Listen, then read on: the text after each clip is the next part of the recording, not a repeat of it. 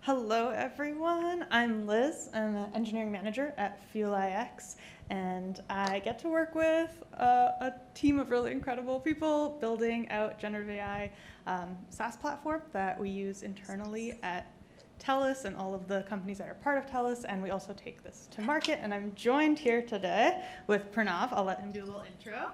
Thanks, Liz. I'm Pranav. I lead a team of AI engineers at TELUS. We work very closely with the folks at Fuel IX and Liz's talented team, not only to add to the Fuel IX platform, but use it and its underlying services to build custom products for TELUS. Thanks. So any questions about custom use cases, how TELUS is using it?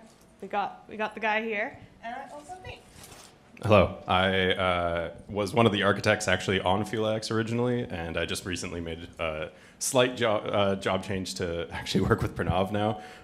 So I'm still really closely working with Fuel IX, but I was one of the original people to build the platform, both internally and then externally. So I'm here to ask questions, answer questions, and I have a little demo to show as well. So Nate is the reason that over 4,000 people at TELUS use GenAI every day, so definitely very grateful. Okay, so today's agenda, we're going to do some intros that we did today. I'm going to introduce Fuel IX a little bit, if you haven't heard about it, talk about our ethos, where we came from. Then I'm going to do a bunch of live demos. Let's hope the demo gods are with us today. We're going to build some co-pilots. We're going to see some use cases. Nate will demo a fun one too, and then we'll open it up for you guys to play with the platform and try to build a co-pilot. And we got some swag. So what I'm hoping is once you've built it, if you're comfortable sharing co-pilot that you built, we'll give you a little critter, which is fun. We also have lots of stickers and sticky notes, which will be awesome to share too. That's kind of the gist of it. So if you're wondering, TELUS Digital, Fuel IX, where it came from. TELUS was really at the forefront when GenAI came out. Pretty much as soon as we had API available, we brought it to Slack, we brought it to our dev platform. Nate brought it basically to our website, and then everyone could use it. At TELUS Digital, they also were building out GenAI apps as soon as we could. So since we're all kind of together as one, we decided to come as one company, as all of the TELUS's, and build a platform that would work for us internally and one that we could take to market. So Fuel IX is really building that SaaS platform that we can build off of and give everyone access to things in a safe way. So our vision is really to embrace and democratize GenAI, make it easy for everyone to use, accessible, and safe. That's a huge thing. So we want to empower everyone at enterprises with state-of-the-art, whatever comes out, a new model's out, can we use it tomorrow or even today, as soon as it's there? We want to ensure responsible AI standards. This one's huge. Ethics and trust are really important for us at TELUS. So that was important for us building this. And then, of course, enrich internally, have that feedback loop of the 100,000 people that are at TELUS, so that we can keep making this better, and then offer it externally to other orgs, which we've been doing for the past year. So our value kind of sits above the foundation models and AI services you see. So, we're not replacing, Claude 3.5 Sonnet or Claude 4 as a model, but we're on top of it to manage and monitor everything, build turnkey apps for specific use cases, and put it kind of all together. And then we do have customization services on top of that. A lot of the AIA, the AI Accelerator use cases are built off of Fuel as a base, pretty much. Okay, so what are some of the challenges that we've been addressing when we built out Fuel? And Fuel's been going on now for about a year and a half. So we were looking at, how do we pick the right technology? How do we, manage and maintain it? Things are changing every day. And how do we make this, safe and secure to use? So one of our main principles was to be flexible. We wanted to really easily switch between AI models, whatever cloud provider they're on, and not be locked in to one or the other. So kind of future-proof this. And that has paid us in dividends, when OpenAI is down, we're fine. Or when Claude stops working, we're fine. You can switch in between and see what works best. We also wanted to centralize the management of all of these GenAI functions and link with tools like different SSOs and bring it to kind of where people are doing work within Slack and GChat. So the controllable aspect, bringing this all together was huge. And then trustworthiness. So FuelIX, bringing this responsible AI framework together, have enterprise grade security, protect against threats. That was really important for us too. I'm gonna just go into our trustworthiness a little bit more. TELUS is really an AI differentiator for Data and Trust Office, and we partner with them quite a bit. We definitely go with a human-centered approach, human in the loop. We're not replacing everything with AI, but we want to make people's lives easier, better, more joyful, more productive. So we do have a responsible AI framework and commitment. We've got a data enablement plan that you have to go through to ensure your things are safe and secure. Shout out to Pranav, one of our data stewards. We have over 500 data stewards trained in data literacy at TELUS. Constant learning, we've had thousands of people trained in prompt engineering, crafting. We have a dedicated responsible AI squad. And we've been testing and implementing different governance tooling. And then responsible AI in action is really a team sport. I like that. We have a purple team that goes and does tests, adversarial tests against different use cases. FuelIX also has a product that I'm not talking about too much today, but you can look it up. It's called Fortify, which also does adversarial testing using LLMs. It's kind of LLMs attacking other LLMs, which is pretty cool. So we have a mix of things going on. And we really strive to be a leader in responsible AI, so we're committing to advancing AI responsibly and committed to reconciliation with our data and ethics strategy. So from this, our different use cases have achieved ISO Privacy by Design, which has been really great.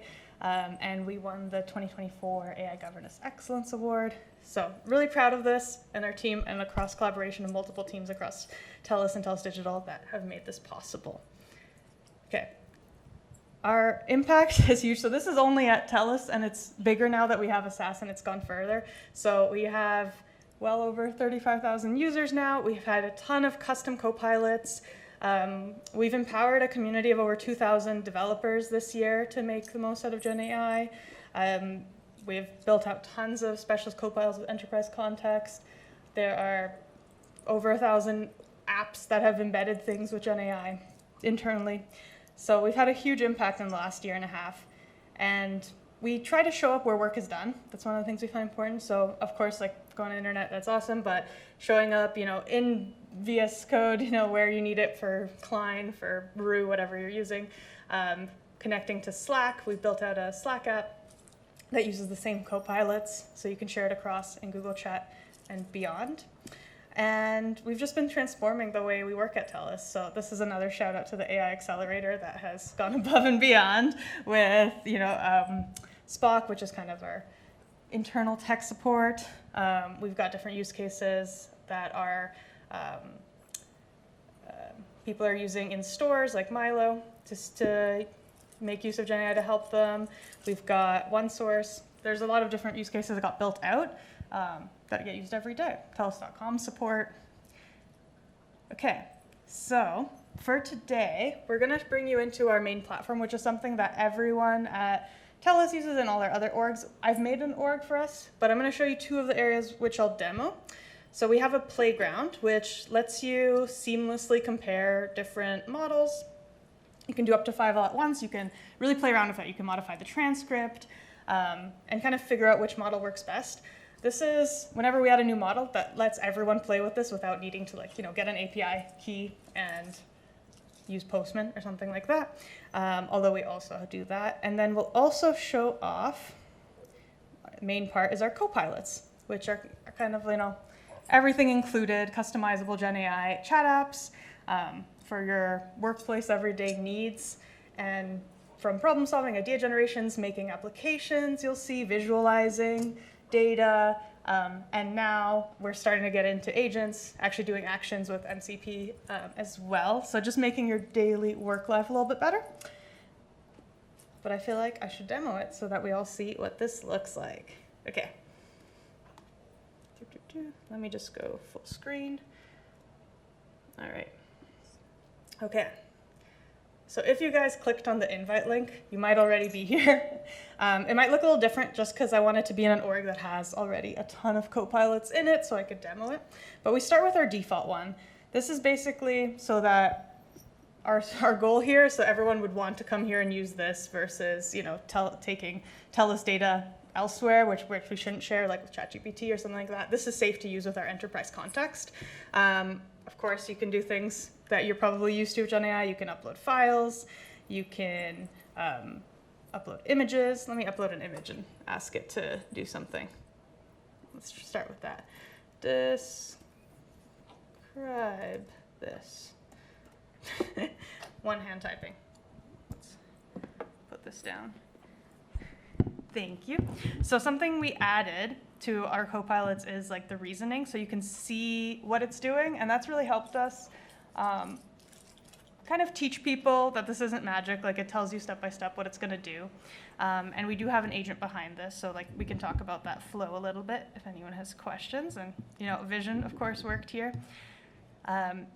Our copilots show you what they have. So this is our default one for TELUS, and you can see all the tools that it has available to it. We've got image creation, search internet, we've got generative UI, we'll demo that in a little bit, reasoning that I just showed off. Let's ask another question to get this going.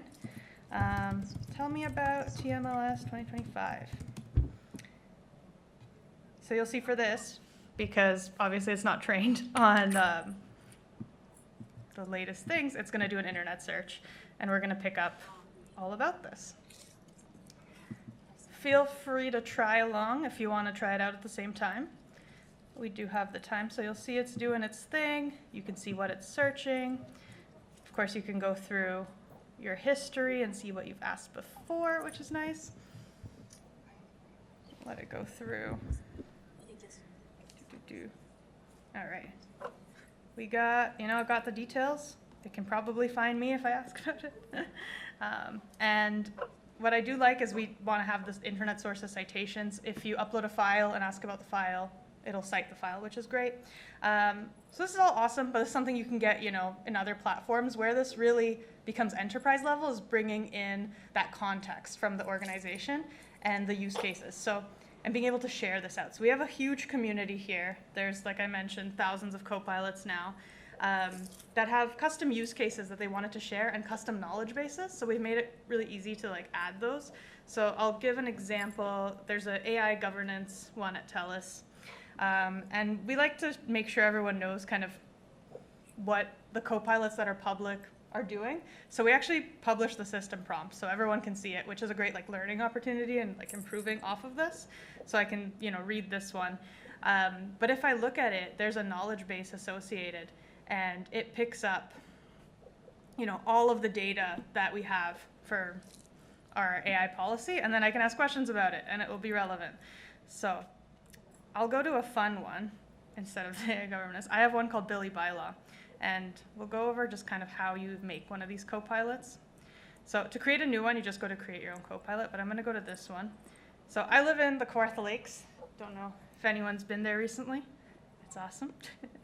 And I made this one a while ago because I wanted information about fence rules, and I did not want to read the bylaws.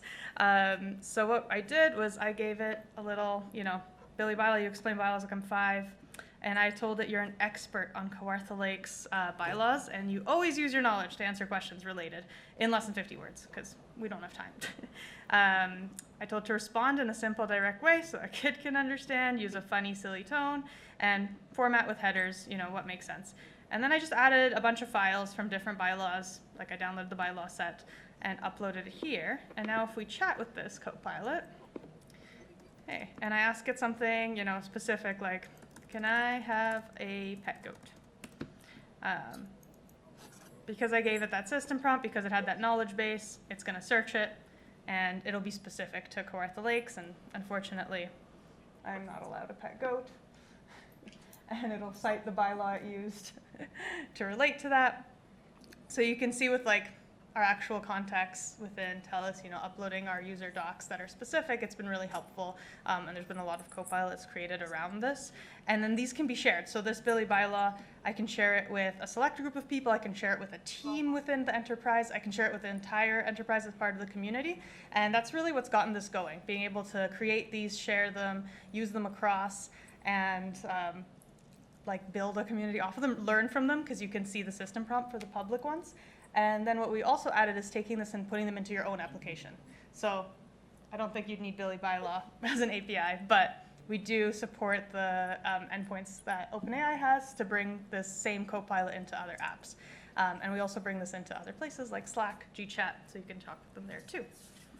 So that's the idea there. I have a question. Oh, yeah, anytime. For the uploaded like documents in the knowledge base, right? Mostly text. If there is embedded image in there, are you able to kind of extract the information out from the image? We sure can. So we do OCR on the images, so we do get all the information out from the images there within a file, which is something different. Like if you've tried uploading, if you ever had a PDF with like a screenshot of something and you upload it to ChatGPT or Claude, it won't do like the OCR revision on that just out of the box, but we do that, so we do get the info from there as well. But you have to separate, like it is an image file versus that it is a text file. So it's within a PDF, we actually cycle through and we look through it. Yeah, depending on the files. If you just upload an image, it will use vision, right? But it also will look in the files. And it's customizable too, like if there's specific use cases where you need to set up your pipeline and you need to do vision on every single image you find in a PDF, like you can do that too, because this is extendable. And we've built out a lot of custom RAG pipelines. Do you want to add anything? The only thing I was going to add is that you've described two different sort of tasks you can do with an image file. And there's actually, we automatically detect which one it should do based on the query that you ask with the given uploaded file. But the way that you could control that is that, I think Liz maybe did you show that part? Where you can actually turn specific tools on or off. Yeah. So if you only wanted it to do, like if you're only uploading files and you only wanted it to do vision tasks, you can actually just turn that on and just leave it on. But if you're doing something more like a RAG application where you want to get the text and then you have an image with text in it, right? Like sometimes complicated PDFs have a mixture of both. Then you can actually turn the vision off and just have the text extraction for it. The prompt will always be text. Could it be a small image? Yeah, it can be both. Yep. Thank you. Thanks, Nate. Is there any other questions right now? And feel free to raise your hand anytime. Maybe I'll give a mic. Oh, Yeah, if you want. yeah.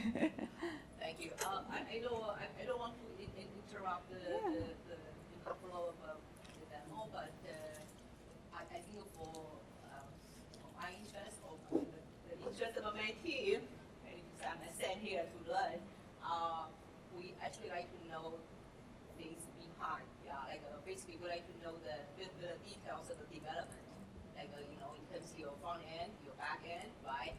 And especially because I work in the government, which is in the regulated center. Yeah. So in terms of the data privacy, right, protecting that type of data, how we will handle it. Yeah. So all that juicy details, I would like to learn. And also any lessons you want to share with us, I'll be really appreciated. Sure, I'm going to dig into a little bit of a history lesson. So Fuel got spawned from actually an internal platform that we built at TELUS. We had originally no intention on actually selling it or exposing it to customers, but we had sort of enough internal success with it that all of our leaders kind of looked at it and went, maybe we should see if other people want to use it too. So a lot of the reason why we built it, because you might be asking, okay, like why not just use ChatGPT or one of the consumer products that's available today?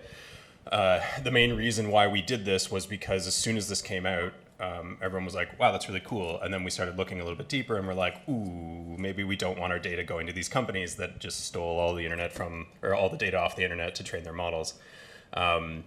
So that's where we went to go and build our own internal platform. So there's actually, I don't have any slides for this because I wasn't necessarily intending on talking broadly about it, but so one of the main part of our product is actually the proxy. And so we have an LLM proxy that we use behind the hood that's a mixture of open source and custom built. And what that allows us to do is to mix and match models as we see fit. Because one of the things that we saw out the gate was that not all the models were built equally. Some of them were better at certain tasks. And especially now, some of them have extreme variances in the amount of context that they can have, and sort of what they're better at, what tasks they're better at doing. So that's kind of the core of our platform. And then the biggest reason why we did this is because we wanted to make sure that it can be, TELUS is obviously a telco company. We have really strict data residency laws, so we had to make sure that everything that we do stays within Canada. And that's not always easy to do with GenAI applications, and most of them, most of the ones that you use, even with OpenAI, unless you have a strict contract saying that they're not going to use your data, they probably are. And even if they do have a contract, I'm not 100% convinced that they're not using your data anyway in some sort of way. But anyway, so yeah, so all of our entire tech stack is in Canada, with the exception of a few of the models that we can't get in Canada yet.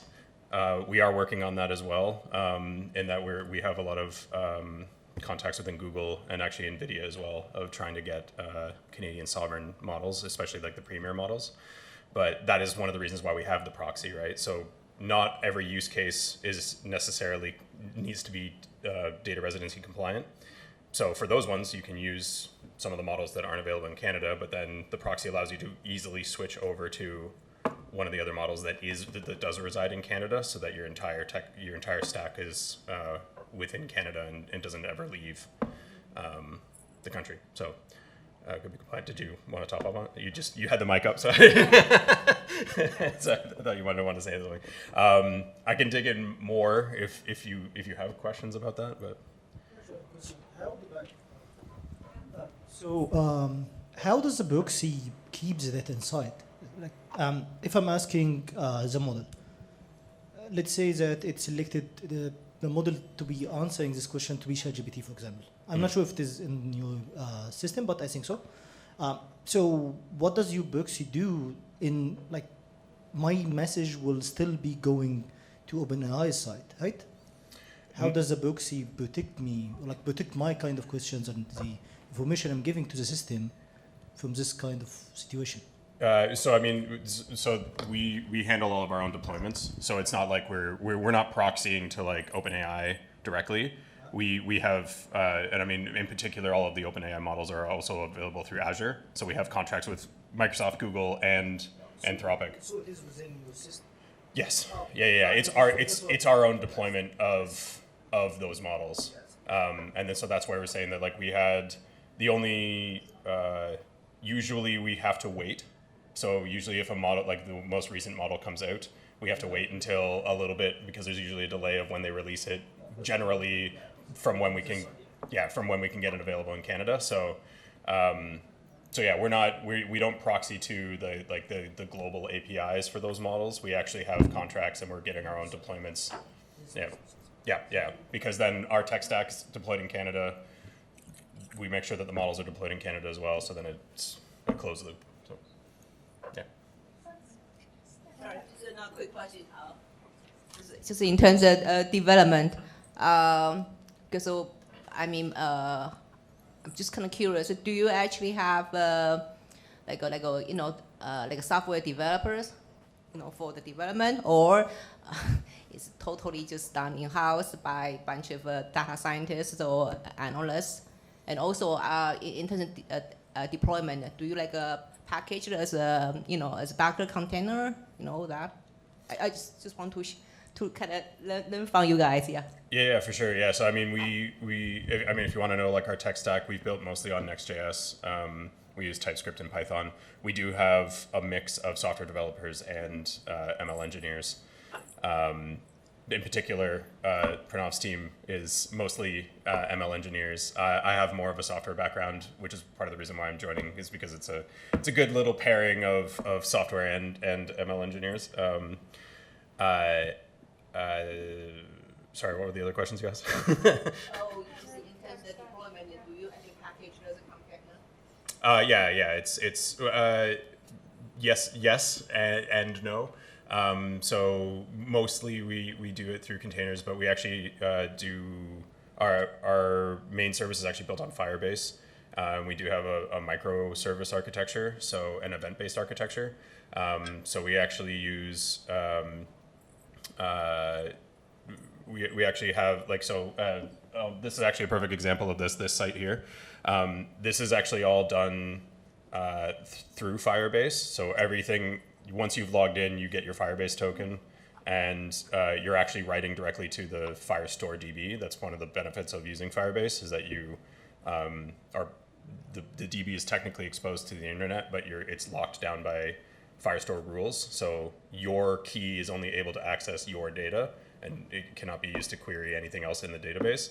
So when you do this, when you actually put a message in here, you're writing directly to the database. That triggers an event, which then goes to a Cloud Run container, which then fires off to our proxy, goes to the LLM, comes back, and writes directly back to the database. And then this client is actually just listening to the database for changes. And when those changes come through, it comes through on the screen. So if I were to say just hi, that actually is all of this is happening in real time. And then this one is actually firing off an individual request for every single model that we have on there, because we built this specifically so that we could test the capabilities and differences in the models for any given system prompt. So. All right, Pranav. Thank you. You're doing awesome. I'm going to answer more questions. Yeah, if you want to take over, go ahead. Yeah. Hello. Just want to, maybe it's not a full-blown question. I'm trying to think it through about the security aspect, just giving our organization example. So I work in a pension industry, so very secure, compliance and security is you can imagine. So basically, internally, let's say we use Copilot, right? Mm-hmm. So we use Copilot a lot, ask a lot of questions, let's say we have contract with a lot of SaaS vendor, right? So when I ask this question to Copilot, I'm like, okay, this is our internal recommended system. I'm fine asking this specific question, sometimes even question with, let's say, server name or URL information. Now, my preference is using Gemini. I like Gemini. That's a different story. But what I'm trying to say is but at work, I don't use Gemini because I don't want to paste my server URL or IP address in Gemini, right? So how do you handle it? Because you are using, I see Gemini, Cloud. How that thing work?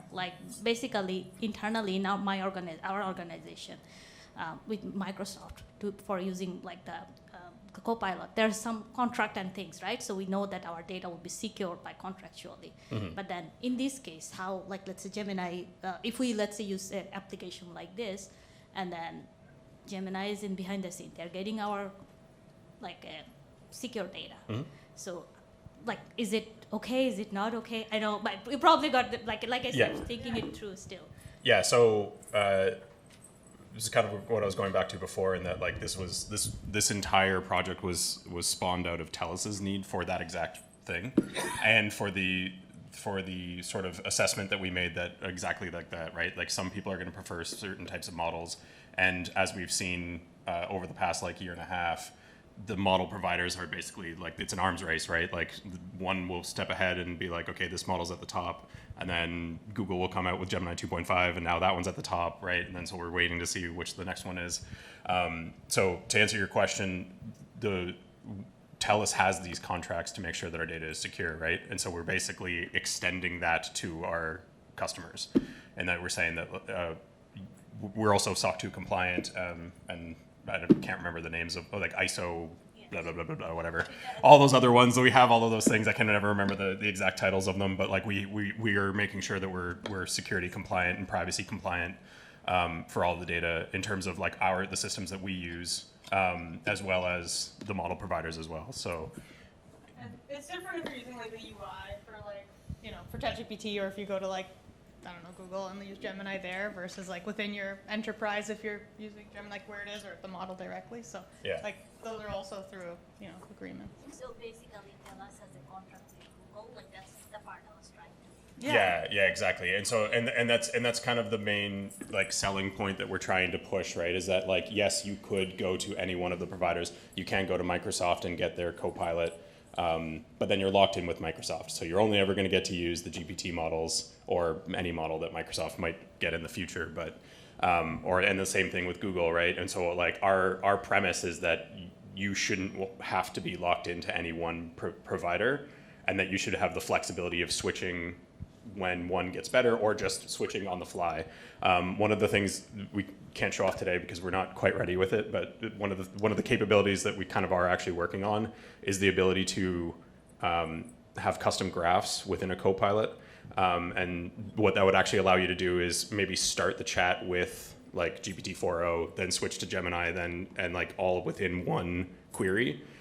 Depending on what kind of tasks you're hoping to do, right? So like maybe Gemini is actually better at parsing internet search data. So you could actually do the internet search with Gemini and then take that data and move it back down to Claude, who might be better at like creative writing. So then you take all of that data and you have Claude do the final answer back to the user based on the parsing of the information throughout the entire acyclic graph. So With the proxy, we do enable like any devs to go ahead and build something like that. So it's not like you have to use Fuel and like our copilots and the APIs for these copilots and you're stuck. You can, because we have that higher level of the proxy, you can go and build those custom graphs. We also want to bring that, right? So that's a huge benefit too, that we kind of have these different layers of like, what puzzle pieces do you need to enable you? Do you need just like, I literally just need to easily access this model. Let me go build my own thing. Do you need kind of everything included Copilot? Do you need a UI? Do you want to go build your own? Like So a plug-in kind of thing. yeah. Like new model plug-in. Yeah. Yeah, and one of the things that we were trying to drive home, because that's one of the things that we do internally at TELUS, is that we actually build internal copilots with specific knowledge bases and then expose them on our websites. So that's part of the reason why this platform exists with the UI as well as with the API, because you could go in here, tweak it. You want to go to the lab to compare which model is best based on the knowledge base and the system prompt that you're using. And then once you find the right mixture of knowledge, system prompt, and model, you can then take that API and call that specific copilot from the API and expose it anywhere you need, internally, externally, whatever you need. I can see that would be really beneficial. I was just thinking it through.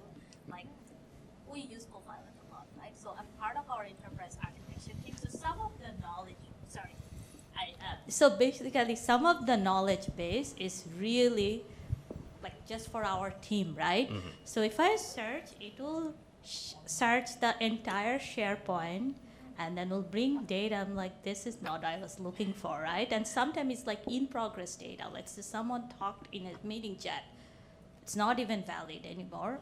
So it's like, oh, that's so I think we can give prompt and like some context. It's like, just give me information based on this file. But like I said, see, this is valuable. But thank you.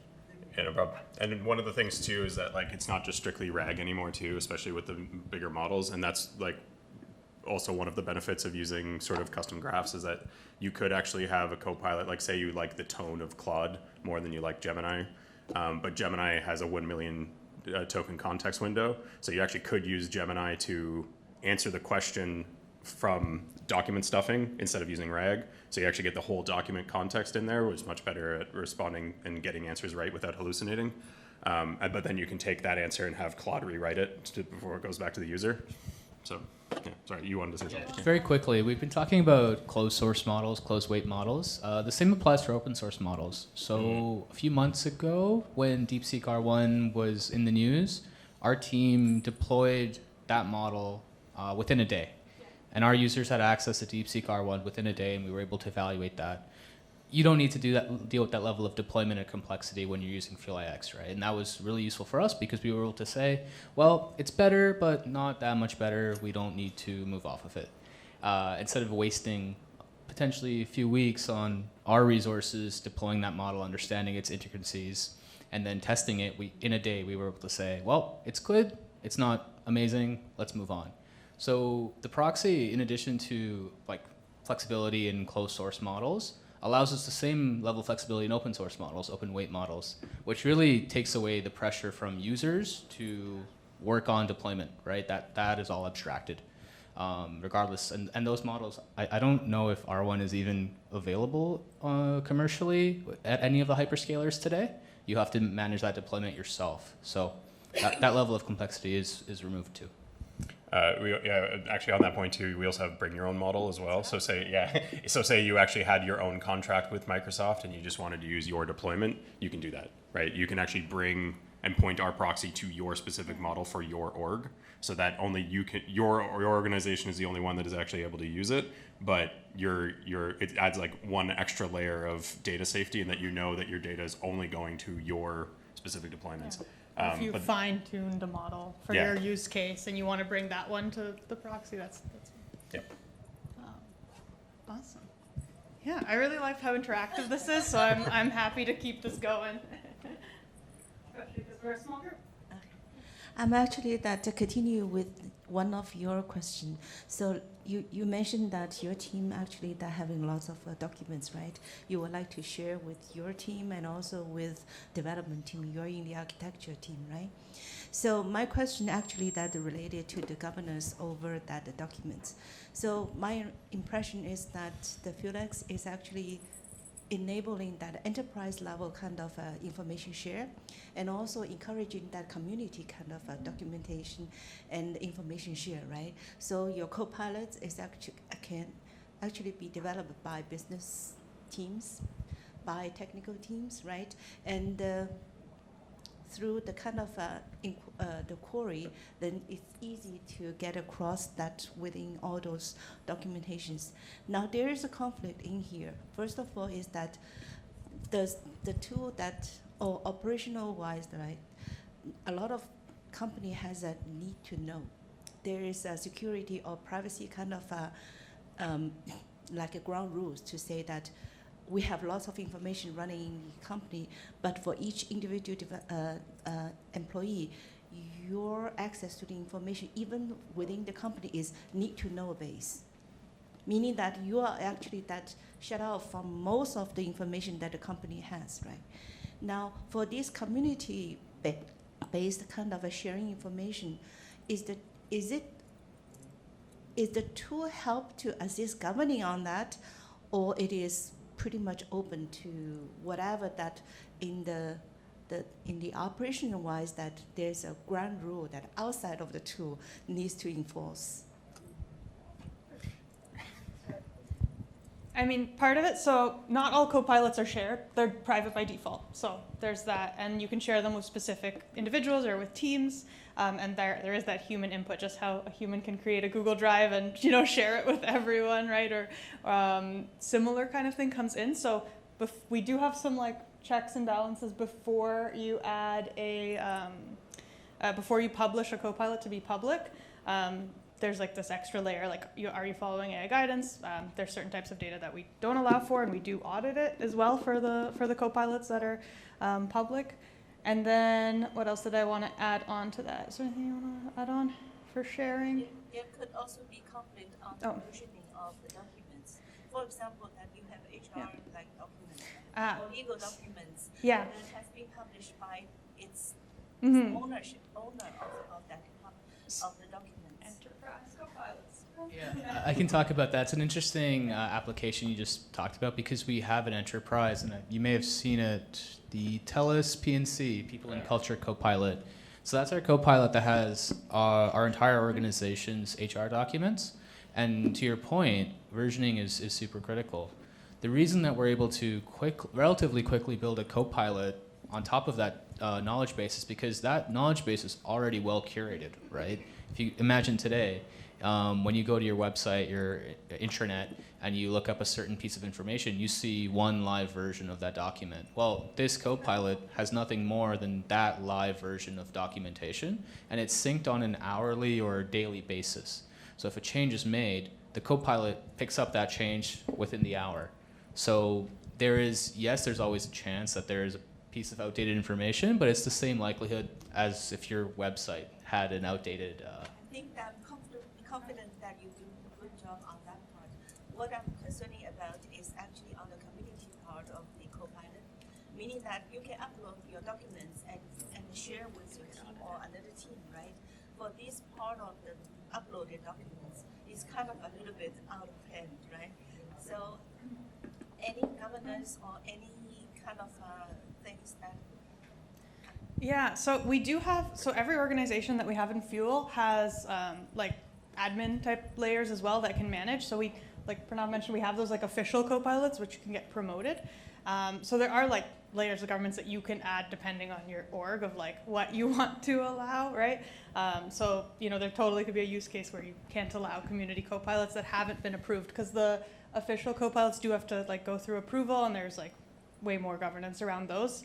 And it depends on the organization really of what they can share, because that way it adds that extra layer.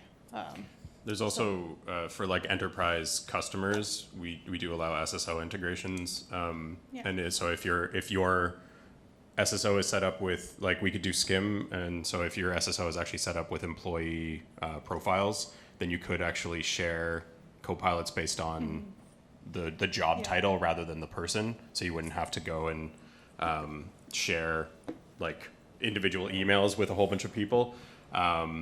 Like, as you imagine, that's something that is pretty tricky at TELUS because we have 100,000 employees or something across the two companies. So, yeah, we have had that use case where certain co-pilots can only be viewed by, you know, certain location.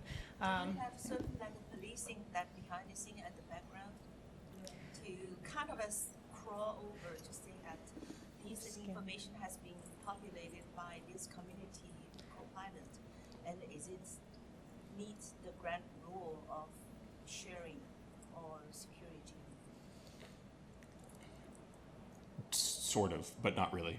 In that, like for the most part, right now, you would want to be explicit with the type of co-pilot you're sharing with your team.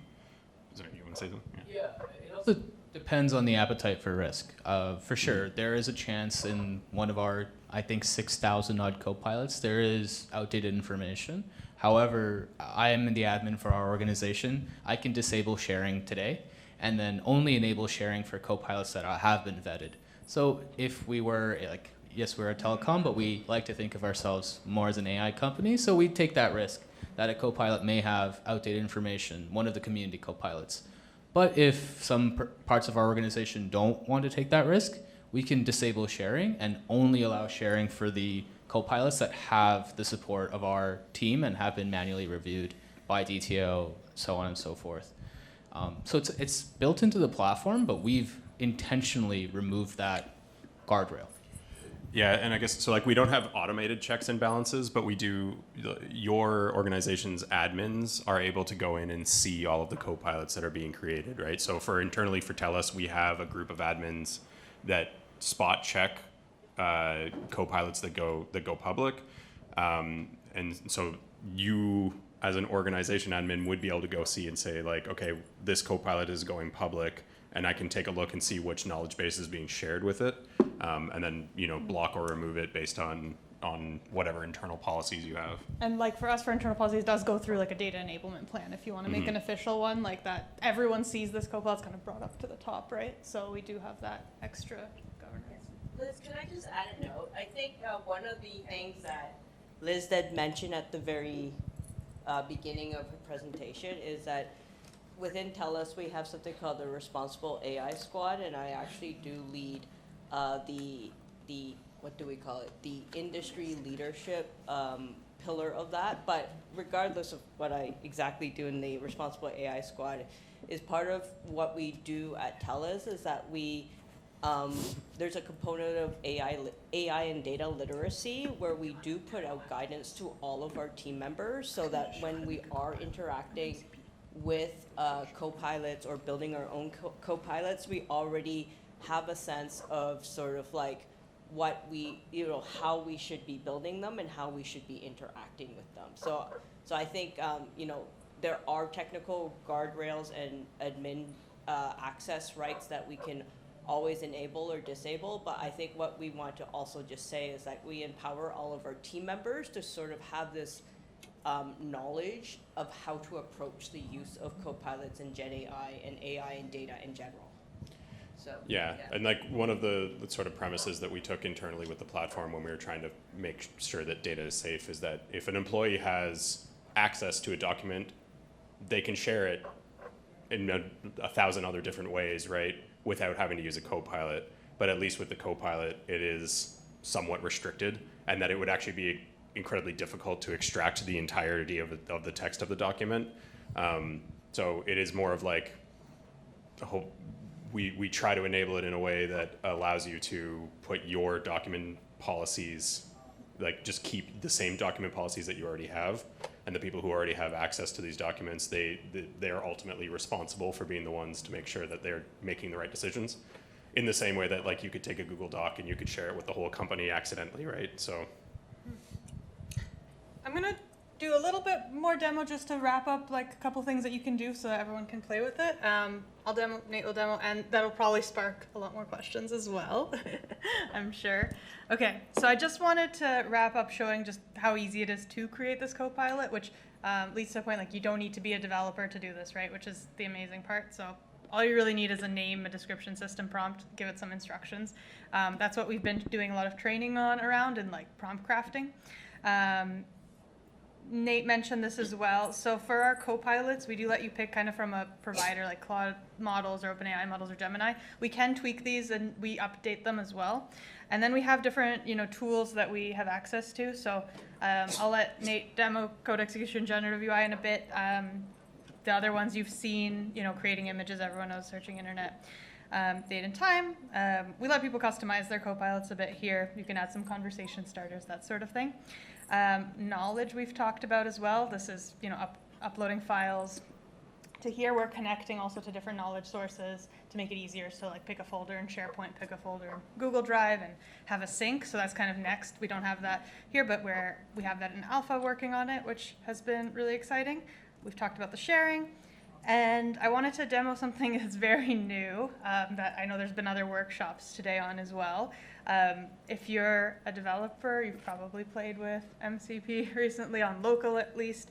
But with remote MCPs and this becoming kind of standardized, we have treated Fuel as a client so that you can bring these to your co-pilots and have your co-pilots start doing things for you, which is very exciting. It's in alpha very much because we need that human in the loop there. We just like, if you ever use Klein or Rue or whatever, it's like, do you want to do this? Approve, right? Those kind of things are really important for us, but I'll do a little demo just so that you get a taste of it. So I made a co-pilot earlier today, called it Liz's Helper. And if I look at it, it has access to some tools. I said you're a helpful assistant, use your tools but ask the user before doing any actions with MCP tools for a quick approval. I gave it a tone. And if I actually look at it, I connected my Zapier to it, so I have access to whatever tools I have there. There's, a GitHub remote MCP now, Sentry, like they're coming out, Atlassian, Asana. I think Atlassian's still blocked, like they block per client, but I'm sure it'll come out of beta soon. So there's more and more, and this is becoming pretty standard. So if I chat with this, we can actually get an idea of what it can do, which is pretty awesome. Let's see, what tools do you have access to? Let's see. So it's processing my request. See how this goes. All right, yeah, you could do this. You could, so like, it can generate images because I turned on that tool. It can manage my Gmail, handle my Google Calendar. So let's give it a little prompt. Let's say, let's start with, what's the weather? Actually, make me an image. Okay. look up TMLS 2025, then make me a cute image of it with a, what animal is this? Is this a goat? The goat. All right, let's add a goat with a goat in it.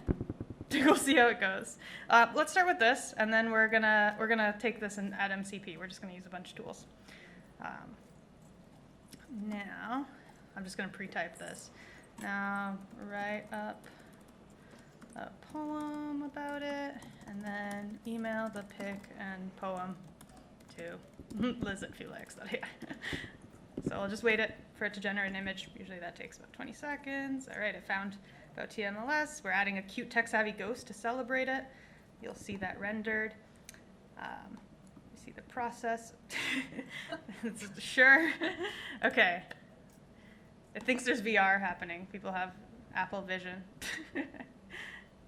Okay. So now it said I'm going to write a poem. I'm going to format an email. I'm going to send it. So it's drafting it first. Let's see how this goes. So that is going to use my MCP server. And hopefully it comes out. I'll give it a second. I did try it earlier, so we'll see. Oh, okay. All right. It's got this. It composed it. The email has been sent. All right. Should we check? I have an email. The link is broken. Oh. And that is okay because with GenAI I can yell at it. The image link is broken. Fix, please. And that's one of my favorite parts with GenAI is that I can talk like that. I can tell that it's broken. We can iterate. Love that with copilots. The URL got truncated. Please send me a new email. Thank you. But we did get the email, which is awesome. So, yeah, so it's actually doing actions for us in my email inbox. It's connected. Let's see if it's round 2 will be more successful. But it kind of gives you a taste. It's super powerful, especially when it can connect to, different aspects of our system. So TELUS is actually creating remote MCPs as well and launching those. Yeah. Using your own email to send the email to? What is this one using? It's my MCP, so with Zapier. Zapier sending it. Yeah, so it's my. Yeah, it is sending my own email. It's my Zapier account, which is using my email for this one. When Google has their own remote MCP, we'll add that too. Yeah. Okay, let's see. They sent a correction email. Aha, we got the goat. Dun. So this has been really fun as we're adding this in and piloting it and connecting, seeing what different MCP servers work and adapting to standard. We're adding like a curated marketplace as well. And this just brings more power. So like I mentioned, we also enable our devs. So I'm just going to show you really quickly. We have a dev portal as well. So people can make projects and keys and then go and take the same things they did in the UI as APIs. So they can take that copilot, maybe their product team iterated on in the UI, and then the dev team can go build this, into whatever flow, into where it makes sense, which is pretty powerful. And we're doing quite a few of these use cases now currently. I'm going to invite Nate to show some other really cool tools that we've added for code generation generative UI. But maybe while you come up, are there any questions about this part? Yeah. Oh. No, just earlier, I know there were quite a discussions about documents because my team actually just in the process of building our own AI platform. That's why I have a lot of curiosities regarding behind the scene, right? Especially in terms of curating your documents, your knowledge base, and also the chunking strategies. Maybe care to share some tips and lessons. Thank you.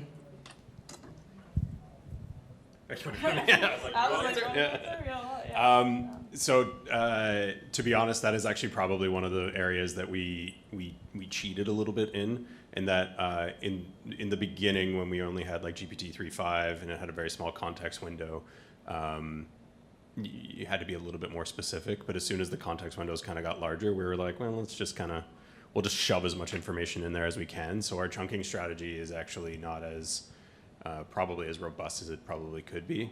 And then even more so now that we're getting to the area where we can actually just document stuff. One of the things that I'm specifically looking at is actually using RAG as not really as not like context retrieval, but actually just for almost like a hyped up search engine. And so we actually take a look at if you send the query to the vector database and then you get the metadata for the documents that match, and then actually just pull the whole document out and then put the entire like all of the documents that were returned into the context window and then ask it the question, you end up getting much better results, because obviously when you're doing RAG, you're only getting you're only getting certain chunks back, right? And there's a lot of cases where that falls apart. If you ask it to summarize a document, if you ask it anything that has to do with, and actually one of the examples that we had internally with TELUS was we have one of the use cases that are for our internal call center agents, and there's one of the examples we had was actually for asking like the customer's asking a question about where they can use their cell phone. Or like where they can use it abroad, and the chunks that come back are sometimes big enough to catch all of it, but sometimes not.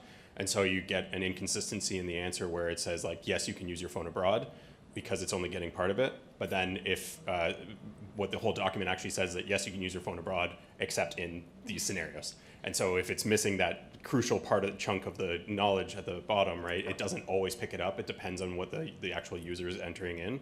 And that's why we're going more towards document stuffing for now anyway, probably, than we are towards actually doing explicit RAG, just because it's always going to fall apart. It's never going to catch 100% of your use cases versus just put the whole document in, right? We do like semantic chunking though. That doesn't like cut in the middle of a word or anything, right? Like we go to the end of a page, paragraph, sentence. There's also overlap as well. Yeah, and there's overlap. Yeah. But what Nate just described is fantastic, and it's also a function of our model strategy, right? If you imagine that you've built a set of applications that precisely require a specific version of Claude, and you've paid for provision throughput, so you have guaranteed uptime for that one specific model because your applications rely on it, well, now your cost is going to go through the roof because with Nate's strategy, you're providing maybe 10 times more input tokens. Whereas we are still providing 10 times more input tokens, but because we are not reliant on one vendor, we're happy to use Claude when it's cheap, GPT when it's cheap, Gemini when it's cheap, and fall back across these models seamlessly with the proxy. So you may be thinking, yeah, it's kind of, sorry, Nate, maybe it's obvious. Take all the pages, right? Take as many pages. Take all the pages you can and shove them into the model, which is what we're doing. But it's only made possible because we have underlying infrastructure that allows us to swap models seamlessly. So when Claude starts throwing response time errors because everyone in the world is using it, we can easily, automatically switch to another version of Claude or Gemini or GPT, so on and so forth. Yeah. Also, like one of the things we haven't talked about is like prompt caching. And that's actually one of the things that's highly specific to, yeah, I got the mic here, highly specific to the model provider. And that comes into play pretty massively for something like our TELUS.com bot. Because of the amount of traffic that you're getting, right? That's a lot of money that you're spending if you're constantly putting the entire document in. But then you can look into things like Anthropic has a pretty robust prompt caching strategy, so you can take advantage of that, and then that way you get sort of the best of both worlds. It's a little bit cheap. It's not as expensive, but it's also a much higher quality answer. So yeah, I don't know. I think we kind of went in a completely different direction than what you asked, but yeah, because my team is starting, right? So it's quite likely we have to do some pre-processing, right? You know, basically to make sure the hygiene of the data, right? And that's why I kind of like to learn what other teams have done, you know, just to make sure, the data is in good quality. Otherwise, we know garbage in, garbage out. Yeah. Yeah. And that's actually one of the things, like right at the beginning, like when we were talking about our internal IT bot, one of the things we learned pretty quickly is that there isn't necessarily like this is the way you should write documents for it to work really well with vector databases and LLMs. It is just more so that you're going to have to, it is kind of a bit of trial and error, and that you're going to have to embed your documents, see where the bot falls apart, right, and see where it fails to answer questions, but be sort of debugging on the side of seeing which chunks actually get returned. Because what you'll find out is that a lot of your it's less about the structure of your document and less about how it's written, and more about the actual language that you're using when you're writing these documents, right?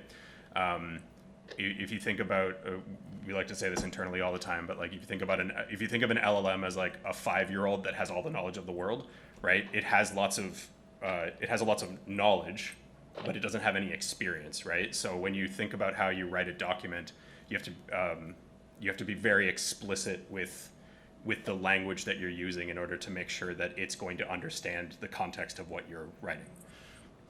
Does your team also support a graph database? Yes, but yeah, sorry. You want to... We've tried it, and we found that it wasn't very good or useful for the type of documents that we had. We're a telecom, so we have network data. Obviously, you think about that's the most broadest type.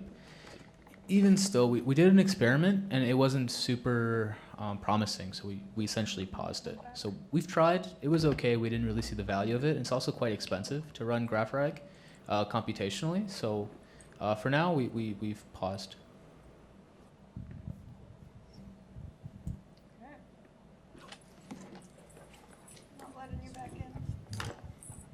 Sorry, I have a question, and I think probably should park it, but just want to. So, how do you do load balancing? That's the question wanted to ask.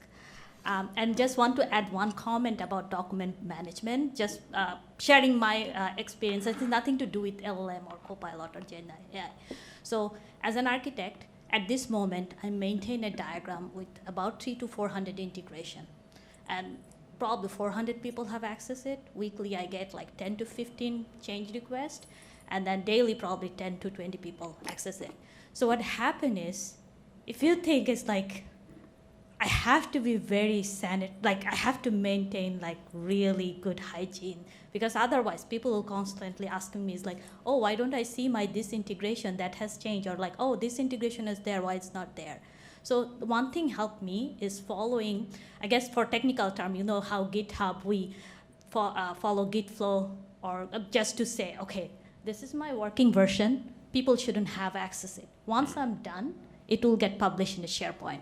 So people will only see the SharePoint version, but people still download older version and say, hey, why is this integration? So I can refer them, go check the live document. Like I'm just saying, like that helped me a little bit, is like, otherwise, I will constantly getting questions like, oh, this 20 change, it's not there yet. I'm like, wait for the final version to be up to date. And nobody has access to that Visio I'm using. Yeah, sorry. No. And the question was about the load balancing.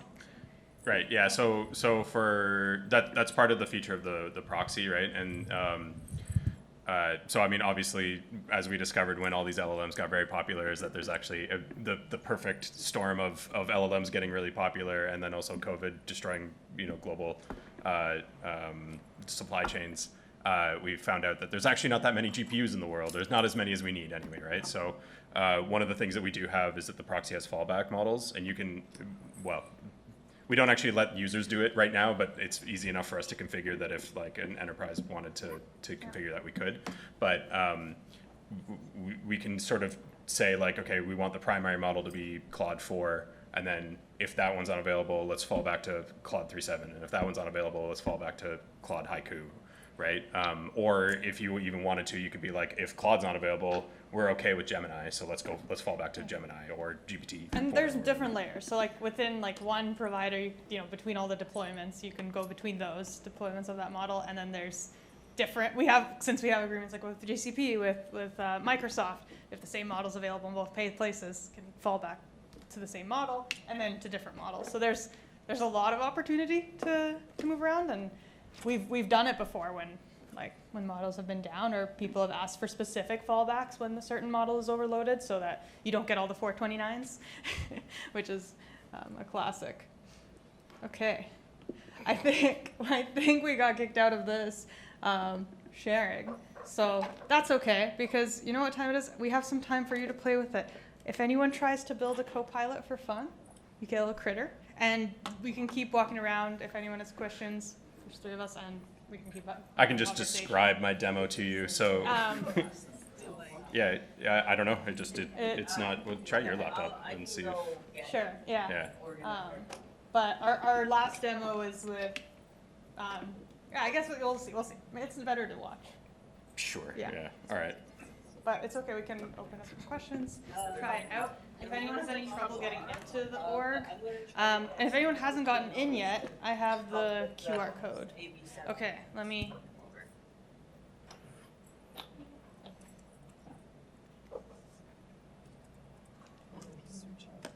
I don't know if I should ask this question, because I know you mentioned that you use the proxy, right? Mm-hmm. I know this is about the feeling. I don't know, it's also proxy. Here. Yep. Here, Sure. I'll start from this side and go over there. Volume discounts You need a- is we are, So you can if play you with it imagine, today. if we didn't have a proxy, we're a pretty big company. You can imagine that TELUS corporate would have their own account, TELUS contact center, TELUS business solutions. Now your volumes are all smaller, so we're essentially, with the proxy, forced to negotiate as one, which does come with cost savings. Not entirely There are sure. efficiencies there. I mean, I had one. And if you are a third-party company on PhilX, It was up and then it turned off. So I'm not. it's cheaper because you don't have to deal with people deploying those models on a per token basis. I can do the math, but as TELUS, we have seen savings because of the volume discounts. Can I touch Yeah, go As for a it. third-party company, I don't know how PhilX pricing works, but you're saving people. Customer zero, we built it in-house. And then we have I mean, You get a little volume companies that we're discount. we talking can to, and then similar. get folks to reach out about PhilX pricing. Yes. That we're talking to. Yeah, if you're interested, when it's not? A lot of like they don't have their. or I can reach out to put you in touch with our sales team. It's not us, we're technical. Yeah, so far we've had more. Should I give your name or my Some name? that are similar, like, similar, like. We have not done any routing for that. Everyone's. They don't want to. Yeah, we can get this started. You can just have this whole You time. can pass the whole pack. Interesting. Yeah, and then you can follow the AI Accelerator. For now, I need to go back to the control room to see if there's any. Pass on. Okay.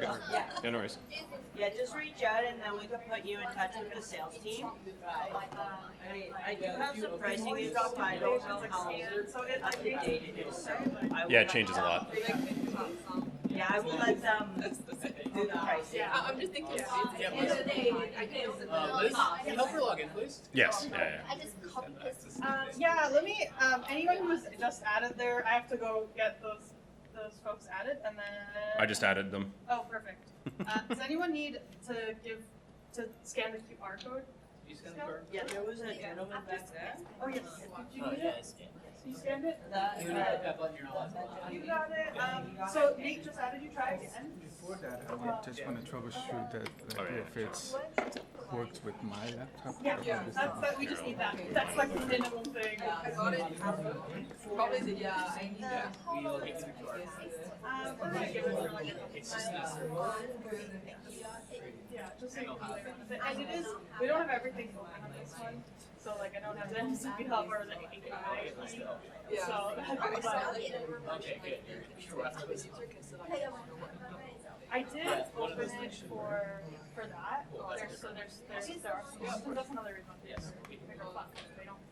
You have a QR code? I do have a QR code, so like you're not locked in, because like it is really So changing, there's right? Like, something wrong with it. yeah. Can you keep this plug in? Sure. Oh, you know, I can just get your email in. Here's the QR code. Let me just grab your email and add you in a second. try yours. Yeah.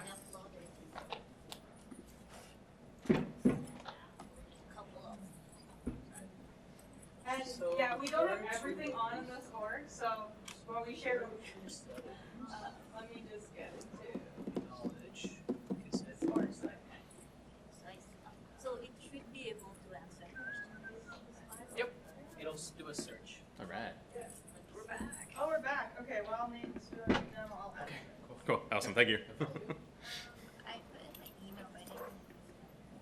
Okay, let me. I think Go night work. yeah. Yeah, let me go. I'll add the last one. I think Oh, there's 2 more people. Yeah. Yeah, I'll add them while you're done. Okay.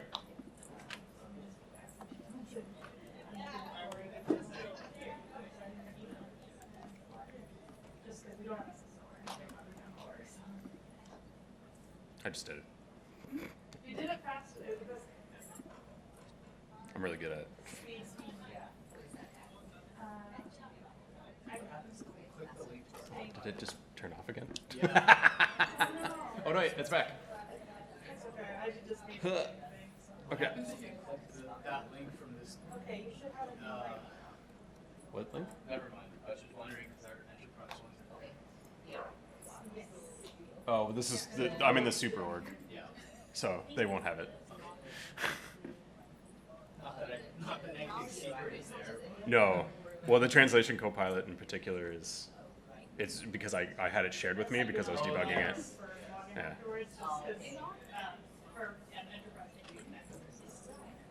Okay. I'll show off a thing if you want. It's kind of cool. Well, it's cool. Anyway, so you might recognize this because both Anthropic and OpenAI have versions of this now. But I would just like to point out that we did it first. Just putting it out there. But okay, so what I do is. You can do this with lots of different documents. I just like to use my Netflix viewing history because it's a thing that's really easy to comprehend and it's kind of fun to watch. And so what I'll say is that I'll say I just uploaded. While Nate's doing that, a good thing to know is CSVs. Okay, we're good. We're good. Just don't jiggle it too hard. We should I'm mention like not touching. with CSVs, we are not chunking them because Yeah. it doesn't make sense to lose data when you're trying to visualize it. So this does get stuffed.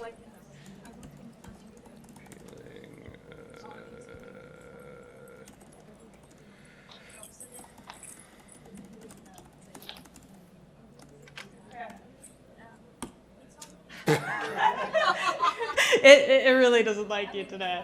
Just like. Okay. You have to be very gentle. All right. Don't smack the enter I'm not. I'm really hard on my enter key for some reason. I don't know. I just really like being like. But is it a demo without like a tech issue? Oh, yeah, No. of Yeah. course. 100%. I actually have it on another tab, just in case. Okay. I already went through it once, but. Yeah, actually, I'll probably just do that Yeah, anyway. let's flip to that. I'll let it go through once because it's. Yeah, so you can actually see. Oh no. They got a new It's like, cable. am I like electrically charged or something? I also had an Apple Watch. Just Okay, like very- well, it's doing it. We can scroll down. Yeah, Oh, did you turn on GenAI? I did, but Okay. it decided it didn't want to do it. Oh, just okay. Okay. Anyway, sometimes it does that. We'll go through There and we we'll go. actually see. I already did it earlier, so that you can actually see the progress of it. So basically, I did the same thing. I uploaded the CSV and analyzed it, and then it created a cool thing. And so the first time, it actually kind of sucked at it because it didn't pick it up right. So I was like, "Yo, you suck at it. Try again." And so it was like, "Okay, well, why don't you just upload the CSV directly?" And then I basically went through with a bunch of debugging and asked it to kind of regenerate it and keep going through and fixing bugs until we ended up with this last one here, which looks a little bit better. And of course, it's like every time that, oh, no, it actually did work. Okay, good. So now you can upload the Netflix viewing history and you get this cool interactive chart where you can analyze the data. You can do filtering on it here. You can search by title, so you could be like, I turned off again. No. The cable. Maybe just explain what generative you are doing there. I'll just do this. Oh, it's a big enough. So you can see I created a chart, and you can go through here. You can filter through. It gets an actual. It just created this on the fly, right? And so if I could say, and like one of the things I did, I asked it to do revisions based on the actual data that's in it. So I was saying like it wasn't displaying the data correctly. It wasn't grouping things based on show. It was doing it based on individual episodes. So I was like, please do it so that it pulls in the actual, like groups things by show. So you can see I'm apparently a very big Star Trek fan. And so yeah, you can go through here. And basically, yeah, like the main thing about this, like it's not about the Netflix history, it is actually just about the capabilities. So this was all done by the prompt. I just prompted it a bunch of times to get it to change things that I wanted to see. But I think that's one of like the more useful aspects of generative UI, what we call generative UI. And especially for enterprises, because you often have, like you want to have charts that you want to share with people, you want to be able to visualize data. You have this massive file that has a bunch of data in it. You want to see trends in it. Well, this is like the easy way to do it. You can. Is it working? No, not for me either. It's okay. But it's also just made it a lot easier for like. I know like vibe coding is easy now too for developers, but for people that are not technical at all, they just put in a prompt and they're getting what they want. So I've seen people make like a DJ app for themselves for fun. Lots of like kind of decks of information visualizing data. That's really popular, and so on. Yeah. So behind the scenes, that tool calling, yeah, it's tool calling, and we've specifically tuned it to output pages that we can render. One of the evolutions of that, though, is actually having a full app, and that's something that we've been working on. We have sort of a alpha version of it, but it's a way for you to build a full-scale app and deploy it within your internal org. So if you wanted to say, instead of just hooking up to a single piece of data, you could actually hook it up to like a database that you have internally, and then actually you could have a sort of non-technical person be like, okay, well, I know, like I have a data lake over here and I want to create a chart, like an interactive site that allows people to do something, whatever you want to do with that data. They could now actually test it on the site and then deploy it and actually have a secure URL that they could share within the org. So what is it building? I mean, we chose TypeScript because it tends to work better with TypeScript because it forces it to come up with a data structure and follow it. But so like for deployment, I think you're keeping it as a TypeScript kind of thing? Technically, you could probably do whatever you wanted with it. We just chose to do that because it's. That worked. We made a piano app. Cool. Wait, I'm gonna iterate on it though. Add keyboard shortcuts. It is really neat. This was like 1 minute. So it's been interesting to see what people are coming up with. The other one I get it to do a lot of the time is come up with a Doom clone. Oh. Yeah. Okay, so the answer of can it run Doom? Yeah. It can. Yeah. Yeah. Let's see. It's rendering right now. Unfortunately, one screen is working, but that's happening. Okay. I'll It's better take one than out the of 0 two. that I was getting. So. And they're versioned, and yeah, we're working towards making it easy to deploy these too. So, all right, we got. Do I have, like, if I do something like this, do I have access to the tools? Or is it gonna be? Yes. Yeah. Go back and show the code. So there's the code right there. Yeah, if I want to check something. Yep. So you could. So like in its current state, you could actually take this and go deploy it somewhere yourself. But the next iteration of what we want to do is be able to make it seamlessly be able to be shared within your organization. The same way that you can share copilots, you could share interactive apps with it as well. So. Yeah.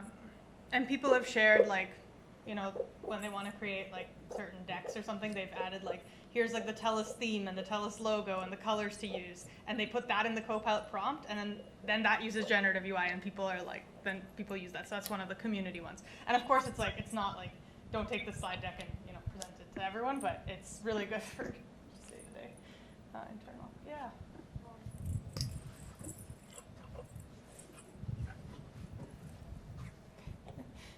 Are there any Copilot has been linked to your backend database? Are any of the database shared among the community? For example, if you have a master data, right? So master data is usually that for internal, for the company, it is almost like public, right?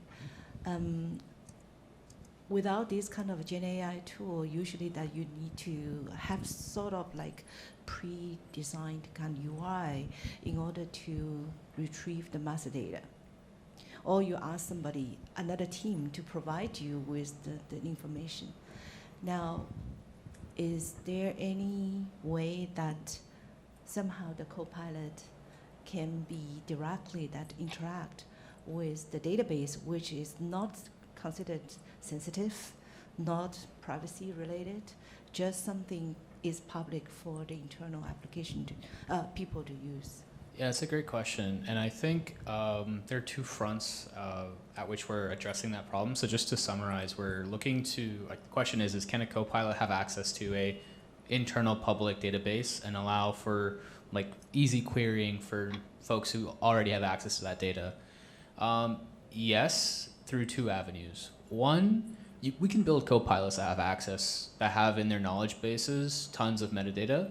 So the output of the Copilot is a query, and you can take that query and run it in your BigQuery, in your, I don't know what the AWS and Azure equivalents are because we're Google, but you can create a SQL query and then run that against your database for where you have your permissions. That does exist. There is a team at TELUS that has built that. It's not available here because of connectors. And that is what the team was talking about with MCP and the integrations demoed by Nate and Liz. That type of connector will allow your personal SSO auth to go against your database and run those types of queries. So to answer your question, today, it's possible to do that with a bit of heavy lifting, quite a bit of heavy lifting.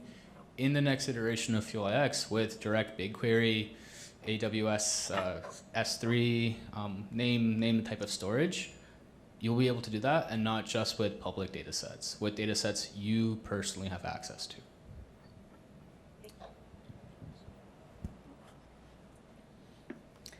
We've got, I think, about 6 minutes left. I did see a Copilot show up on the community. So within this demo org, everyone here is in the same org, just letting you know. So shout out to Richard. That's pretty cool. So you guys can play with Richard's Copilot, which is awesome. Do you mind if I look at the system? It doesn't matter if it's a sentence. So yeah, we got a web app security app. I love it. Got different tools. Yeah, I always recommend adding reasoning and date and time. Might as well know what day it is. And help answer. So we can chat with this one. And what was the other one? Community. Got HTTP code finder. I love it. What if I just say like,